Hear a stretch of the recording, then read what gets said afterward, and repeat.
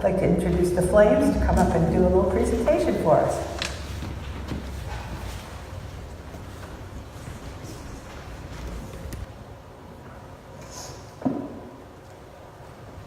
You have answered correctly, Jesus replied. Do this, and you will live.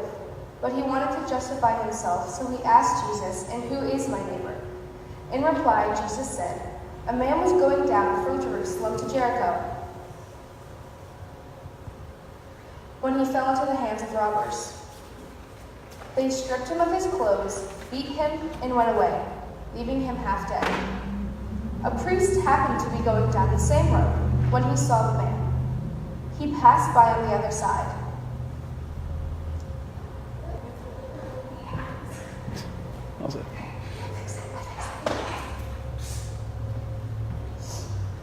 So too a Levite, when he came to the place and saw him.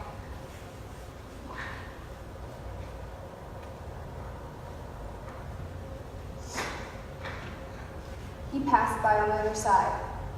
But a Samaritan, as he traveled, came where the man was, and when he saw him, he took pity on him. He went to him and bandaged his wounds, pouring on oil and wine. Then he put the man on his own donkey, took him to an inn, and took care of him. The next day, he took out 2 silver coins and gave them to the innkeeper. Look after him, he said, and I will return and reimburse you for any extra expense you may have. Which of these 3 do you think was the neighbor to the man who fell into the hands of robbers? The end.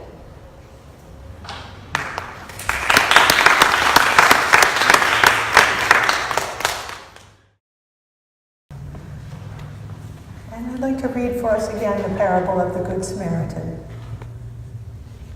On one occasion, an expert in the law stood up to test Jesus. Teacher, he asked, what must I do to inherit eternal life? What is written in the law, he replied. How do you read it? He answered, love the Lord your God with all your heart, and with all your soul, and with all your strength, and with all your mind, and love your neighbor as yourself. You have answered correctly, Jesus replied. Do this, and you will live. But he wanted to justify himself, so he asked Jesus, and who is my neighbor? In reply, Jesus said, a man was going down from Jerusalem to Jericho when he fell into the hands of robbers. They stripped him of his clothes, beat him, and went away, leaving him half dead. A priest happened to be going down the same road, and when he saw the man, he passed on the other side.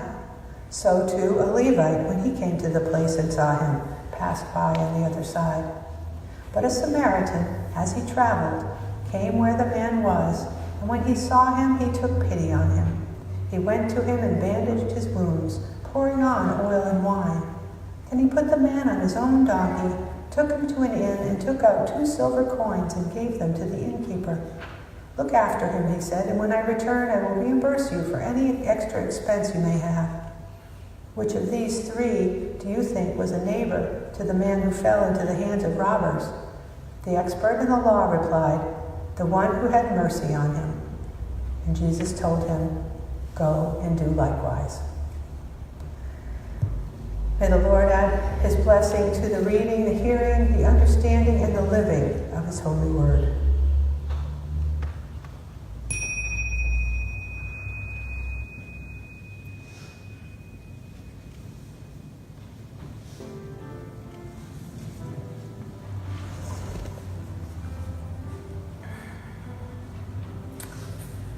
I'm going to rephrase one piece of that parable for us before we begin to talk about our daily experiences of kindness, understanding, and respect. And that is when Jesus asks the teacher of the law, what is written? And then he says, how do you read it? How do you read it? It's not important enough to just read the law and say that's what it is. It's to interpret it into your own life, into your own understanding. And how do you read it? Meaning, how are you going to put that into practice? Now that's what I was hoping we could focus on today.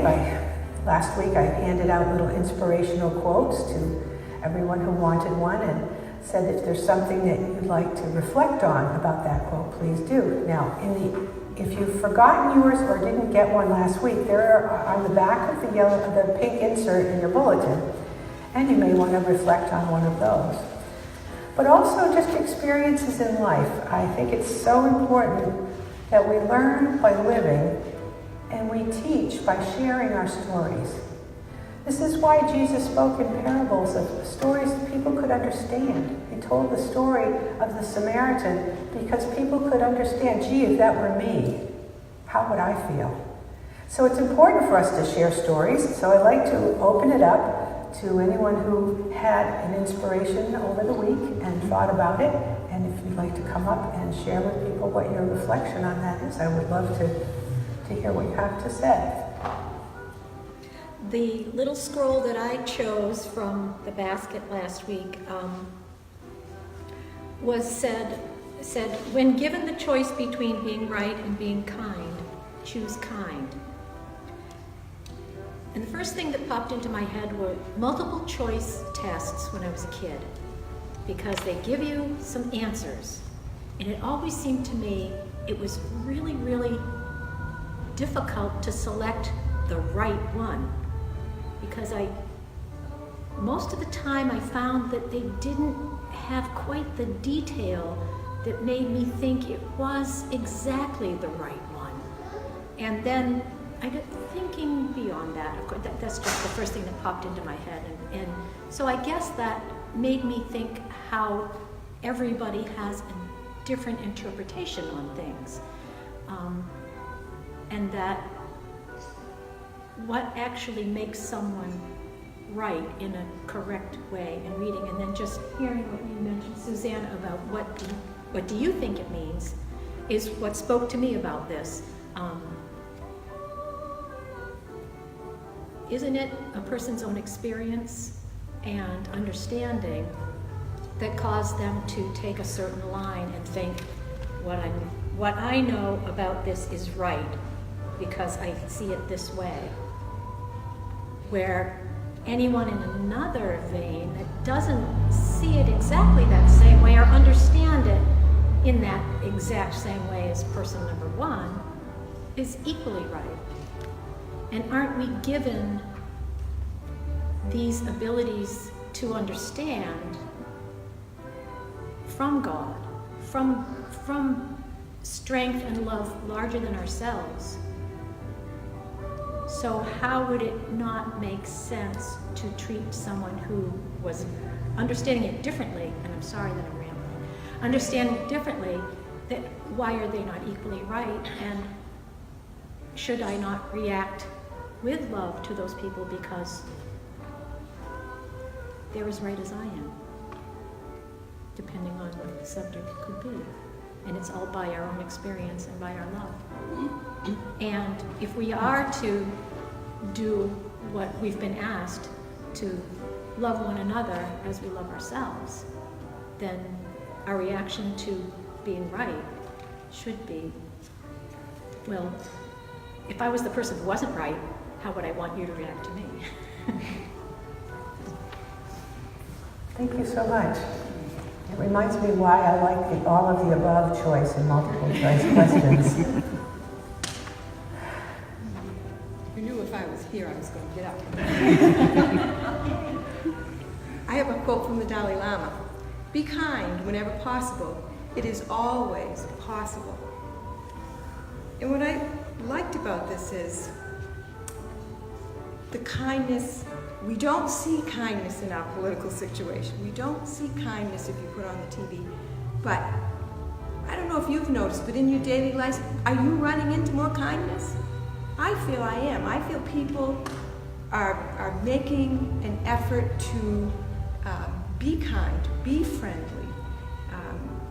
Where we've moved to, the neighbors are friendly. Everyone is friendly where we go. People seem to be especially kind and friendly. And I think I had noticed that here before we left. I think there's a reaction to the negativity and the nastiness that you see in the politics, in the world situation. I think at the level where we all live, I think maybe you are too, making an effort to be kind, to be friendly. And I think that that is where we're all going to make a difference, is in our own experience, in our own daily life, it is always possible to be kind. Thank you.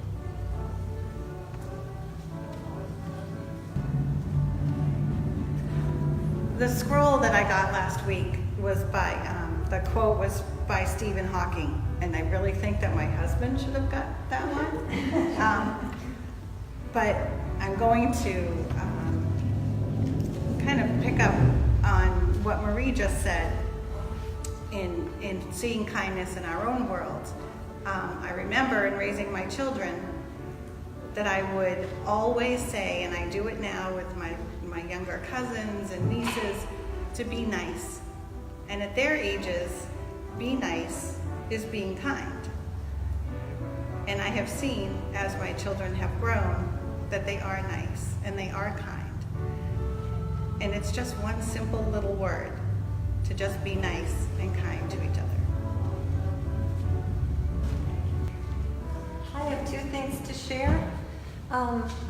One is a little card that I had made up about respect. I used to run a children's bereavement support group, and we had some guidelines for how we would respect each other in our sharing in the meetings, how we would allow each other to speak, and we would listen without interrupting. So each word, each beginning of each phrase is a letter in the word respect. So I'll just read it to you. Respect personal space. Each person has a chance to talk. Speak one at a time. Pass rule. No one has to talk. Everyone listens without judgment. Confidentiality. What is said here stays here. And there are no right or wrong answers or feelings. So it meant a lot to the kids. We had our own group and our own rules. And the slip of paper that I got was very appropriate, I thought. The need we have for information is great, and we get it from many admirable sources. The need we have for understanding and acceptance is much greater. The arts are uniquely able to help us meet the greater needs. So I'm a musician and a dance teacher, and I thought that was really appropriate.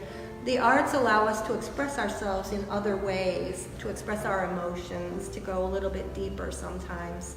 They are symbolic, they touch us in deeper ways, and it's another way for us to be understood and accepted. So I thought that was very divine providence at work. So, Susanna and I have a cabin up in Denmark, Maine, where we go in the summer. And Susanna says, can you go up and get the Sunday paper for me? So on Sunday morning, I've got shorts on. It's Maine, it's August, the most beautiful time of the year to be in Maine. I'm just happy. And I go down to Jim Bob's. In Denmark, there's a small general store called Jim Bob's. It's where everybody in Denmark meets. And I park the car a little bit away because it's Sunday morning and everybody's there getting their stuff. And I'm starting to walk up to the door, and this guy with a big beard, real Maina, evidently he'd given some money to the lady at the counter so he could get some gas. That's how it worked. You pay your money up there, and then you can come out and pump your gas. Well, as he's walking by me, I hear him say something that sort of rhymes with grass mold. All right, anyways, going along a little bit with what Kelly was saying and Marie, well, everybody's been saying, emotionally that got me going. It's like, what?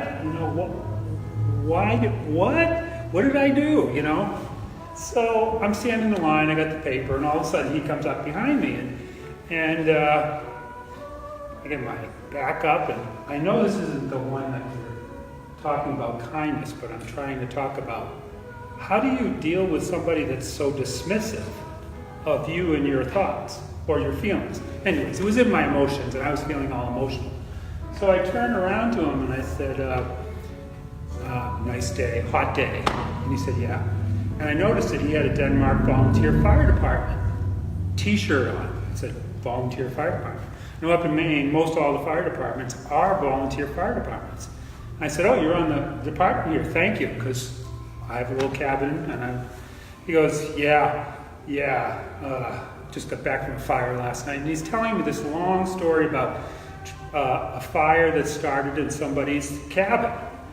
Actually, I guess it was a pretty fancy house on the lake.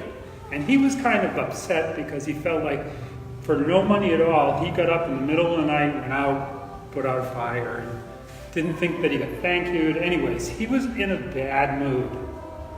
And while he was telling me the story, I just suddenly felt like, this guy's okay. I got no problem with him. I hear where he's coming from. He didn't call me a grass mole. He was just in a bad mood, and I could understand that. And I just was grateful at that moment that,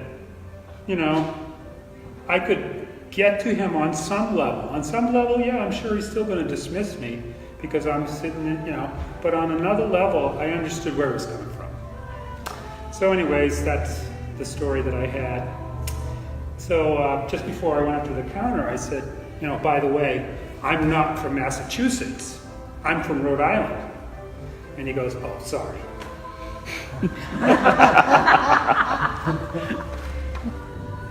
I want to lift up just that example of showing enough kindness to listen to someone and to hear who they are led to a deeper communication and an ability to show respect for one another, which is the process that we've been talking about. In the last 3 weeks, we've defined acts of kindness, the basic one being welcome, that we welcome people.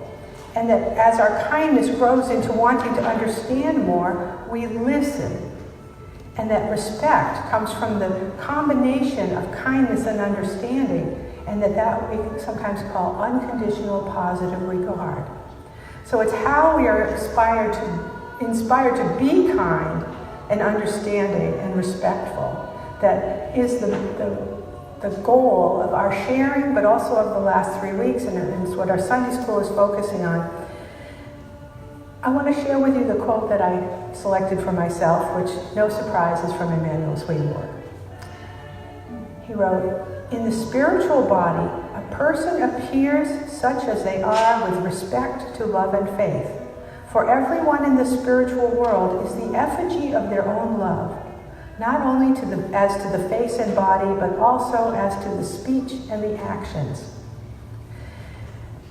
And this is such a good reminder that we are in this process of growing to eternity. We are actually developing who we will be as an angel. That it will be shown in our faces and in our bodies. It will be in our speech and in our actions. And in the spiritual world, one of the teachings that Swedenborg shares with us is that we will be transparent. Who we are will be readily seen to others. Are we ready for that now? Are we ready to be fully revealed? Well, the more we work on our spiritual growth in this world, the more prepared we will be. The more our hearts will shine with kindness, the more our minds will be expanded with an understanding of the differences of people. And the understanding and this kindness together allow us to live with a respect for one another as God's children. We don't, as I remember saying this to my children often, I love you, but I do not enjoy your behavior at this moment. So we do not always love everybody's behavior, but we need to have the respect that each person is a spiritual being. When we absorb these spiritual teachings into our hearts and minds and apply them to daily living, manifest them in our speech and actions, we are making them real. They're making them real in our lives now, but also in our lives for eternity. And this is why we need to teach and be taught, lead and be led, speak and to listen, to expand our view, to to have a larger perspective of life than our own spiritual growth journey. And as Marie shared, people are kind. People are kind all over. If that's what you're looking for, you will see it. If that's what you're being, you will attract it to you and you will spread it out into the world. Sometimes we can get disheartened because all the publicity goes to the bad behavior. But in our daily lives, continue being kind, being understanding, being respectful. It starts by turning your eyes to Jesus and remembering his great love, his stories, his teachings, and remember that you are the vessel of bringing love into the world through your intentions, through your reason, and through your actions. All of us are shining lights. We are all shining lights. We can put our light under a bushel, or we can let it shine. We are going to do this in unique and different ways. First time we've had a shadow puppet play in the church, a great new idea. We had a new hymn today, and nobody passed out or fainted. We can do new and different ways of sharing our kindness, growing in our understanding. And it's important for us to remember that it all comes from God. It all comes from God. God is waiting for you to open the door to your heart, the door to your mind, the door to your energy, to your willingness to serve. We are all intentionally created to be beings of light, to be loving spirits. And there is both joy in giving and receiving that love, that kindness, that understanding, and that respect. So thank you for all of those of you who've shared with us, for those who took an inspiration and pondered it, and for those of you who will take home the pink insert and read inspirations throughout your week. This is the day the Lord has made, and we have rejoiced, and we are glad in it.